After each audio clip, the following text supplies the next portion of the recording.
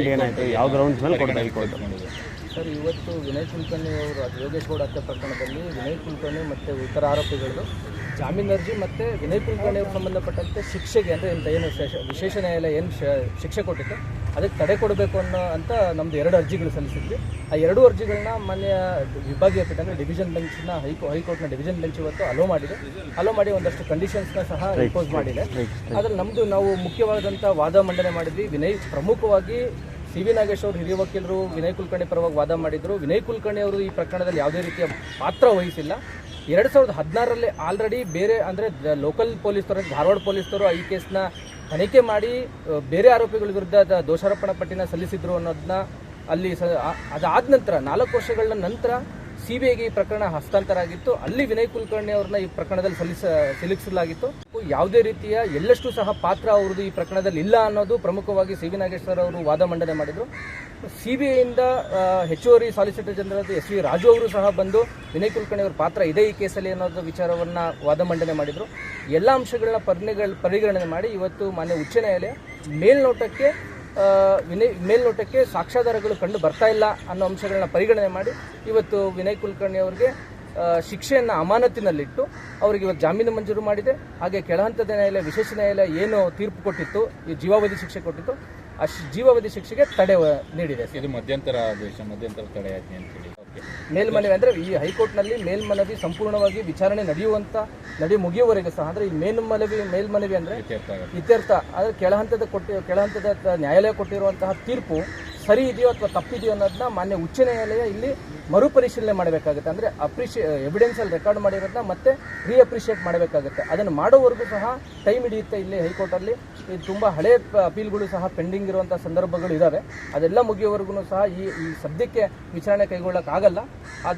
ಅದು ಇತ್ಯರ್ಥವಾಗುವವರು ಸಹ ಆಗೋವರೆಗೂ ಇವ್ರದ್ದು ಶಿಕ್ಷೆಯನ್ನು ಅಮಾನತಿನಲ್ಲಿಟ್ಟು ಜಾಮೀನು ಕೊಟ್ಟಿದ್ದೀವಿ ಅಂತೇಳಿ ಇವತ್ತು ಆದೇಶ ಬಂದಿದೆ. ಇವತ್ತು ಏನಾದರೂ ಬಿಡುಗಡೆ ಆಗುವಂಥ ಸಾಧ್ಯತೆಗಳು ಏನಾದರೂ ಇದೆಯಾ? ಯಾಕಂದರೆ ನೀವು ಕೇಳ್ತಾ ಇದ್ರಿ ಆಪರೇಟಿವ್ ಕ್ವಶನ್ಸ್ನ ಸಲ್ಲಿಕೆ ಮಾಡಿಕೊಟ್ರೆ ಇವತ್ತೇ ಬಿಡುಗಡೆ ಮಾಡ್ಕೊಳ್ತೇನೆ ಸಾಧ್ಯತೆಗಳಿದೆಯಾ?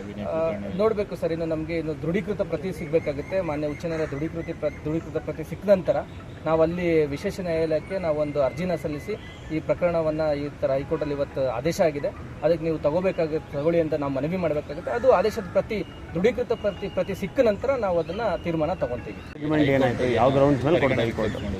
ಸರ್, ಇವತ್ತು ವಿನಯ್ ಕುಲಕರ್ಣಿ ಅವರು ಯೋಗೇಶ್ ಗೌಡ ಹತ್ಯೆ ಪ್ರಕರಣದಲ್ಲಿ ವಿನಯ್ ಕುಲಕರ್ಣಿ ಮತ್ತು ಇತರ ಆರೋಪಿಗಳು ಜಾಮೀನು ಅರ್ಜಿ ಮತ್ತು ವಿನಯ್ ಕುಲಕರ್ಣಿ ಅವರು ಸಂಬಂಧಪಟ್ಟಂತೆ ಶಿಕ್ಷೆಗೆ ಅಂದರೆ ಏನು ವಿಶೇಷ ನ್ಯಾಯಾಲಯ ಏನು ಶಿಕ್ಷೆ ಕೊಟ್ಟಿತ್ತು ಅದಕ್ಕೆ ತಡೆ ಕೊಡಬೇಕು ಅಂತ ನಮ್ಮದು 2 ಅರ್ಜಿಗಳು ಸಲ್ಲಿಸಿದ್ವಿ. ಆ 2 ಅರ್ಜಿಗಳನ್ನ ಮಾನ್ಯ ವಿಭಾಗೀಯ ಪೀಠ ಅಂದರೆ ಡಿವಿಷನ್ ಬೆಂಚ್ನ ಹೈಕೋರ್ಟ್ನ ಡಿವಿಷನ್ ಬೆಂಚ್ ಇವತ್ತು ಅಲೋ ಮಾಡಿ ಒಂದಷ್ಟು ಕಂಡೀಷನ್ಸ್ನ ಸಹ ಇಂಪೋಸ್ ಮಾಡಿದೆ. ಅದರಲ್ಲಿ ನಾವು ಮುಖ್ಯವಾದಂಥ ವಾದ ಮಂಡನೆ ಮಾಡಿದ್ವಿ. ಪ್ರಮುಖವಾಗಿ ಸಿ.ವಿ. ನಾಗೇಶ್ ಅವರು ಹಿರಿಯ ವಕೀಲರು ವಿನಯ್ ಕುಲಕರ್ಣಿ ಪರವಾಗಿ ವಾದ ಮಾಡಿದರು. ವಿನಯ್ ಕುಲಕರ್ಣಿ ಅವರು ಈ ಪ್ರಕರಣದಲ್ಲಿ ಯಾವುದೇ ರೀತಿಯ ಪಾತ್ರ ವಹಿಸಿಲ್ಲ. 2016ರಲ್ಲಿ ಆಲ್ರೆಡಿ ಬೇರೆ ಅಂದರೆ ಲೋಕಲ್ ಪೊಲೀಸರು, ಧಾರವಾಡ ಪೊಲೀಸರು ಈ ಕೇಸ್ನ ತನಿಖೆ ಮಾಡಿ ಬೇರೆ ಆರೋಪಿಗಳ ವಿರುದ್ಧ ದೋಷಾರೋಪಣಾ ಪಟ್ಟಿನ ಸಲ್ಲಿಸಿದ್ರು ಅನ್ನೋದನ್ನ ಅಲ್ಲಿ ಅದಾದ ನಂತರ 4 ವರ್ಷಗಳ ನಂತರ CBIಗೆ ಈ ಪ್ರಕರಣ ಹಸ್ತಾಂತರ ಆಗಿತ್ತು. ಅಲ್ಲಿ ವಿನಯ್ ಕುಲಕರ್ಣಿ ಅವ್ರನ್ನ ಈ ಪ್ರಕರಣದಲ್ಲಿ ಸಿಲುಕಿಸಲಾಗಿತ್ತು. ಯಾವುದೇ ರೀತಿಯ ಎಳ್ಳಷ್ಟು ಸಹ ಪಾತ್ರ ಅವ್ರದ್ದು ಈ ಪ್ರಕರಣದಲ್ಲಿ ಇಲ್ಲ ಅನ್ನೋದು ಪ್ರಮುಖವಾಗಿ ಸಿ.ವಿ. ನಾಗೇಶ್ ಅವರು ವಾದ ಮಂಡನೆ ಮಾಡಿದರು. CBIಯಿಂದ ಹೆಚ್ಚುವರಿ ಸಾಲಿಸಿಟರ್ ಜನರಲ್ S.V. ರಾಜು ಅವರು ಸಹ ಬಂದು ವಿನಯ್ ಕುಲಕರ್ಣಿ ಅವರ ಪಾತ್ರ ಇದೆ ಈ ಕೇಸಲ್ಲಿ ಅನ್ನೋದು ವಿಚಾರವನ್ನು ವಾದ ಮಂಡನೆ ಮಾಡಿದರು. ಎಲ್ಲ ಅಂಶಗಳನ್ನ ಪರಿಗಣನೆ ಮಾಡಿ ಇವತ್ತು ಮಾನ್ಯ ಉಚ್ಚ ನ್ಯಾಯಾಲಯ ಮೇಲ್ನೋಟಕ್ಕೆ ಸಾಕ್ಷ್ಯಾಧಾರಗಳು ಕಂಡು ಬರ್ತಾ ಇಲ್ಲ ಅನ್ನೋ ಅಂಶಗಳನ್ನ ಪರಿಗಣನೆ ಮಾಡಿ ಇವತ್ತು ವಿನಯ್ ಕುಲಕರ್ಣಿ ಅವರಿಗೆ ಶಿಕ್ಷೆಯನ್ನು ಅಮಾನತಿನಲ್ಲಿಟ್ಟು ಅವರಿಗೆ ಇವತ್ತು ಜಾಮೀನು ಮಂಜೂರು ಮಾಡಿದೆ. ಹಾಗೆ ಕೆಳಹಂತದ ನ್ಯಾಯಾಲಯ, ವಿಶೇಷ ನ್ಯಾಯಾಲಯ ಏನು ತೀರ್ಪು ಕೊಟ್ಟಿತ್ತು, ಈ ಜೀವಾವಧಿ ಶಿಕ್ಷೆ ಕೊಟ್ಟಿತ್ತು, ಆ ಜೀವಾವಧಿ ಶಿಕ್ಷೆಗೆ ತಡೆ ನೀಡಿದೆ. ಇದು ಮಧ್ಯಂತರ ತಡೆ ಆಜ್ಞೆ ಅಂತೇಳಿ ಮೇಲ್ಮನವಿ ಅಂದರೆ ಈ ಹೈಕೋರ್ಟ್ನಲ್ಲಿ ಮೇಲ್ಮನವಿ ಸಂಪೂರ್ಣವಾಗಿ ವಿಚಾರಣೆ ಮುಗಿಯುವವರೆಗೆ ಸಹ ಅಂದರೆ ಈ ಮೇಲ್ಮನವಿ ಅಂದರೆ ಇತ್ಯರ್ಥ ಆದರೆ ಕೆಳಹಂತದ ನ್ಯಾಯಾಲಯ ಕೊಟ್ಟಿರುವಂತಹ ತೀರ್ಪು ಸರಿ ಇದೆಯೋ ಅಥವಾ ತಪ್ಪಿದೆಯೋ ಅನ್ನೋದನ್ನ ಮಾನ್ಯ ಉಚ್ಚ ನ್ಯಾಯಾಲಯ ಇಲ್ಲಿ ಮರುಪರಿಶೀಲನೆ ಮಾಡಬೇಕಾಗುತ್ತೆ. ಅಂದರೆ ಎವಿಡೆನ್ಸಲ್ಲಿ ರೆಕಾರ್ಡ್ ಮಾಡಿರೋದನ್ನ ಮತ್ತೆ ರೀಅಪ್ರಿಷಿಯೇಟ್ ಮಾಡಬೇಕಾಗುತ್ತೆ. ಅದನ್ನು ಮಾಡೋವರೆಗೂ ಸಹ ಟೈಮ್ ಹಿಡಿಯುತ್ತೆ. ಇಲ್ಲಿ ಹೈಕೋರ್ಟಲ್ಲಿ ಇದು ತುಂಬ ಹಳೆ ಅಪೀಲ್ಗಳು ಸಹ ಪೆಂಡಿಂಗ್ ಇರುವಂಥ ಸಂದರ್ಭಗಳು ಇದ್ದಾವೆ. ಅದೆಲ್ಲ ಮುಗಿಯೋವರೆಗೂ ಸಹ ಈ ಸದ್ಯಕ್ಕೆ ವಿಚಾರಣೆ ಕೈಗೊಳ್ಳೋಕ್ಕಾಗಲ್ಲ.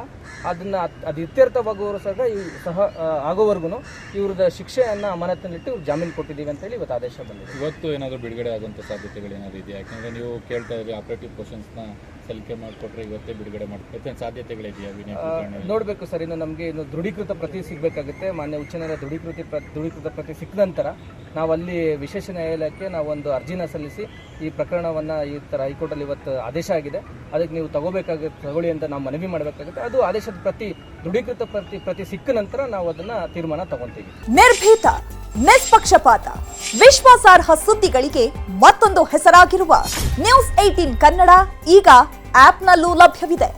ದಯವಿಟ್ಟು ಇಲ್ಲಿರುವ QR ಕೋಡ್ ಸ್ಕ್ಯಾನ್ ಮಾಡಿಕೊಂಡು ಆಪ್ ಡೌನ್ಲೋಡ್ ಮಾಡೋದಕ್ಕೆ ಮರಿಬೇಡಿ. ನಿಮ್ಮ ಬೆಂಬಲ ಹೀಗೆ ಸದಾ ನಮ್ಮೊಂದಿಗಿರಲಿ. ಧನ್ಯವಾದ.